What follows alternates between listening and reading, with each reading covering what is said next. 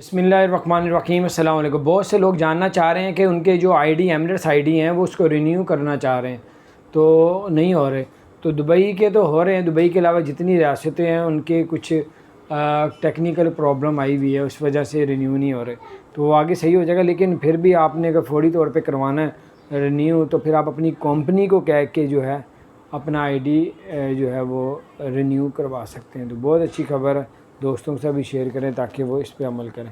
دوسرا یہ کہ جو لوگوں کے پاس دبئی کا یو اے ای کا جو ہے وہ لائسنس تھا اور وہ لوگ اپنے ملک چلے گئے، واپس ٹورسٹ ویزے پہ اگر آتے ہیں تو اپنا لائسنس رینیو کروا سکتے ہیں کہ نہیں؟ جی ہاں، آپ اپنا لائسنس رینیو کروا سکتے ہیں آر ٹی اے کی مشین سے۔